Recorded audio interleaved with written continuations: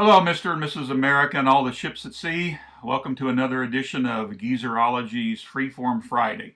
My name is Bob, and I'm going to be your host today. Joining me is longtime friend and unindicted co-conspirator Scott. Scott's bringing the message today, a tale of a performer from the LSD-drenched 1960s California, out on his own in New York City. Scott is in his Wayback Machine and plans to tell us about an album from 1972 by Country Joe McDonald titled Incredible Live. This is an acoustic set by McDonald recorded at New York City's Bitter End nightclub. So take it away, Scott, and tell us why you want to showcase this piece of vinyl history. Hey, Bob, thanks for that introduction. Well, why I wanted to showcase this is because this is an obscurity from my past. It was actually one of my favorite albums back in the day, but it's having its 50th anniversary this year. The exact release date of this isn't isn't known very well.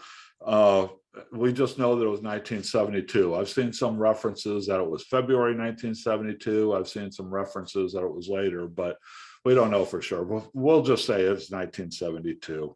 It was recorded, I believe, in late 1971 at the Bitter End, which is just a small, dingy nightclub in Greenwich Village in New York that it's been going since like 1961, and it's still operating today. People are still showing there.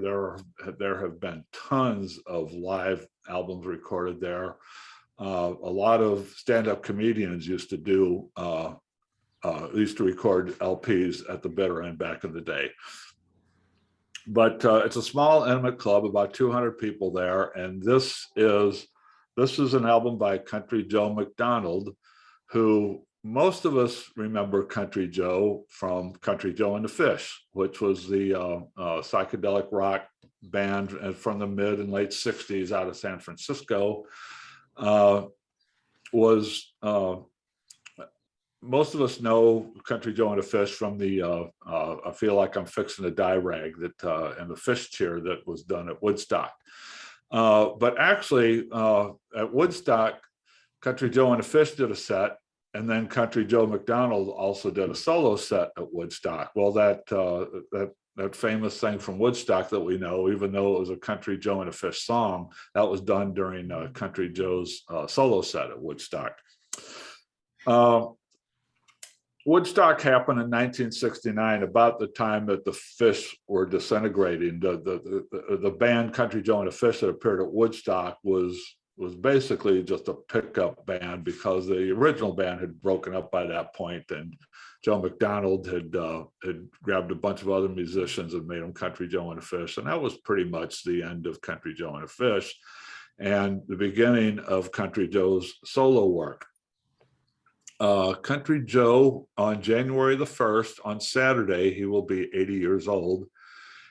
We think he's still around. We haven't heard much about him since 2017. I think he recorded an album and he released an album in 2017, and we haven't heard anything from him since. We know he's still around, but he hasn't. He's probably retired. I don't think he officially announced retirement, but he's recorded close to 40 albums over his career. This album, released in 1972, Incredible Live Country Joe. I guess you could call it Country Joe's White Album. But the difference is there is a little stamp there that has the title of the album, and a little stamp down here that has the record label's logo. There's the back cover of the album. It's pretty, pretty minimal, just a bunch of type, but that's what this album is. It's pretty minimal. It's just Country Joe sitting on stage at the Bitter End with a acoustic guitar and a harmonica, singing some songs. I don't believe any of these songs ever appeared on any studio album. I looked and looked and looked and looked, and I couldn't find any indication. I think all these are original songs, and all these songs were probably performed specifically to record this album. like I say, there's not much information on the internet about this album, so I can't really say a lot of things for sure. All we have basically are the fairly extensive liner notes back here. This was, let me count this out. Country Joe had recorded 1, 2, 3, 4, 5. He had recorded 5 solo albums by this point. And then I have a few of these that are mostly he recorded in the 70s. I became a pretty good Country Joe fan in the 70s and picked up a few of these albums. As you can tell, this here, back in the day, see that where the corners cut off of that? That indicates that this was a cutout album. And what a cutout album is, for those of you who weren't around back then, those were albums that were basically overstock albums that would show up in a bargain bin at your friendly local record store, and you would get them for a discount. It's like, if an album generally sold for $6 or $7 on those days, you could pick this up, still in a shrink wrap, but with a corner cut out. There might be a hole punched in or something like that, but you get them for like $3, maybe half price. So that is my indication to me. I don't specifically remember when I picked this album up, but I obviously picked it up as a cutout. So it was probably a couple years after it was released.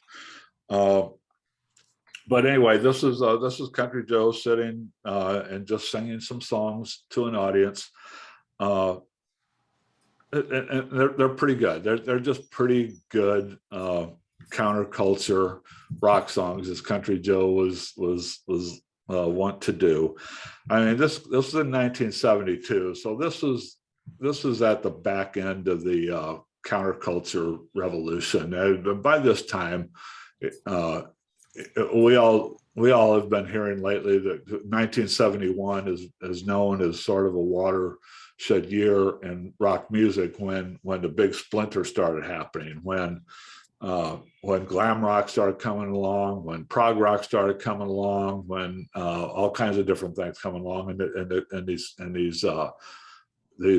counterculture protest artists, Country Joe, Crosby, Stills and Nash, the Jefferson Airplane, bands like that. I mean, they were pretty much on the back end of their career, and they were all having to change their approach to music because their revolutionary messages just weren't in vogue anymore.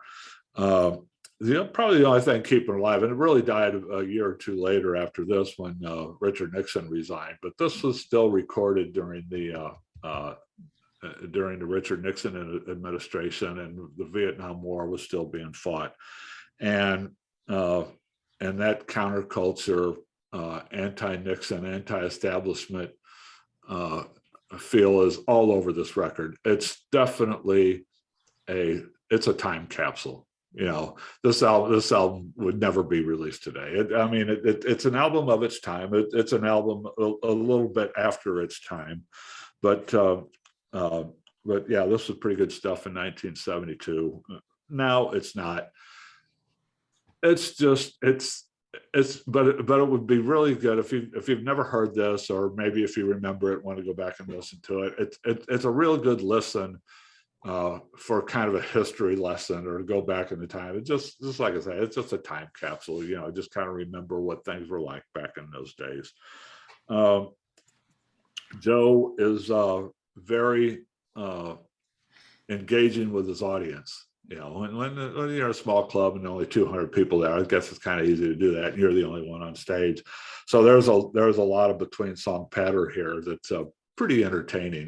Just to listen to Joe's monologues between his songs are just as entertaining as the songs themselves, right? One more note before I get into these songs, the liner notes. The bottom half of this are notes about each of the songs written by Studs Terkel, who was a prominent author and historian. But also on the liner notes, something really interesting, and I just noticed this the other day when Bob and I were talking about doing this video. I was looking at the liner notes. There's no production credit on this album. I mean, how much production do you need when this guy sitting on stage with an acoustic guitar and a harmonica playing for 200 people? You just set up the recording equipment and let it go, right? Which is pretty much what this is. But the interesting thing here, there are 3 recording engineers listed in the liner notes here. One is named Jeff Zariah, one is named Charlie Repka, and the third one is named Tony Orlando. Bob and I noticed that and mentioned that to Bob about a week ago. So we both went looking, and yep, it's that Tony Orlando. This is about the time Tony Orlando had his first big hit called Candida. And after the song Candida, then Tony Orlando got a couple of female singers and went on the road as Tony Orlando and Dawn, right? Became huge in the 70s. Well, Tony Orlando's career started out, he was a record label guy. He was a corporate guy. He was a producer. He did some promotion work, and he did some recording, and Tony Orlando helped record this album. Okay, let me just go through this track by track real quick, just to give you a sense of what's going on here.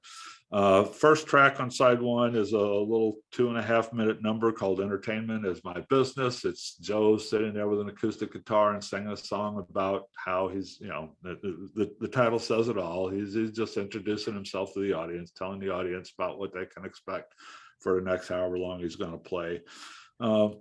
Pretty good little number. Second track, Sweet Marie, is probably one of his girlfriends or maybe a wife back in the day who was amused, but it's just a nice little love song about, or he's singing about somebody who he admired. And now we get into the countercultural stuff. Track number 3 is a song that McDonald actually wrote with Barry Melton, who was one of his original band members in the Fish. The song is called "Kiss My Ass," and what this is now, Joe, before his music career started, after he ran out of high school, Country Joe McDonald actually did a stint in the Navy, and he got stationed in Japan. He didn't go to Vietnam or anything, but he was a veteran. He was a military veteran. He was in the Navy.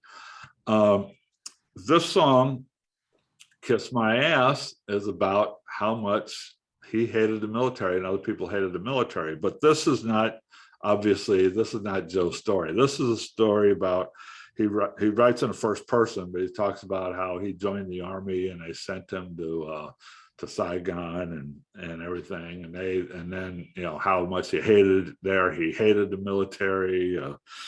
And then when they asked him to re-up for another term, that was his response, "Kiss my ass," right? That's what this song is. It's a pretty funny little song. The fourth track is called "Living in the Future in a Plastic Dome," which is 1 minute and 45 seconds. And what this Joe McDonald, he was real big. He was a real big science fiction fan, and he made an attempt, according to the monologue he does introducing the song. He was working on a science fiction novel. I don't think it ever got published, but this was the subject of his science fiction novel he's writing. Number 5, "Walking Santiago," is just a nice little guitar harmonica instrumental, 4 minutes long. It's just a nice little break in the proceedings, little number. Number 6, we get back into our revolutionary mindset with a song called "Tricky Dickey," about the unpopular president who was serving our country at the time. He's a genuine plastic man, Joe sings. Side 2 starts out with this a track called "You Know What I Mean." It's 3 minutes. This is not a song. This is Joe McDonald talking to the audience and telling the audience about a story about how he did a couple shows in Massachusetts, first in Worcester, Massachusetts, and then the next night Boston. And basically, it's a story that's pretty funny. You'll laugh at this a couple times, but it's about how the local police in Massachusetts were not big fans of the fuck chair. You know? And basically what this is Joe relating his conversations that he was having with the police who were telling him they didn't want him doing this. Track 2, Fly So High. It's a little number about Joe telling us that his life is good. Everything's going well for him. The third track, 2 minutes and 15 seconds, is a little number called Deep Down in Our Hearts, where Joe name drops a few of the Nixon establishment enemies, and talks about how deep down in our hearts we really love these people. He talks about Chairman Mao. He talks about Angela Davis, the Khmer Rouge. Pretty, just the, it's just Joe showing his balls, Number 4, 4 minutes and 45 seconds, Free Someday, which is sort of a rallying cry for the People's Army, as Joe called it. So join the army, let's have a resolution, and we will be free someday.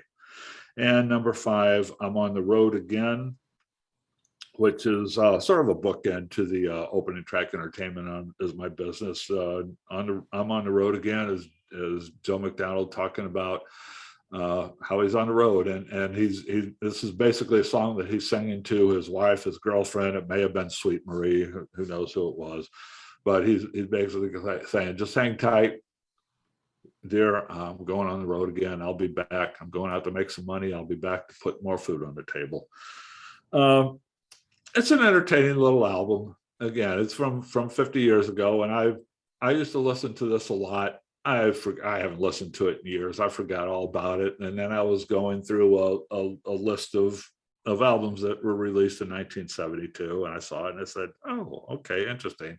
I've listened to it several times over the last few weeks, and it's still entertaining. It's nothing.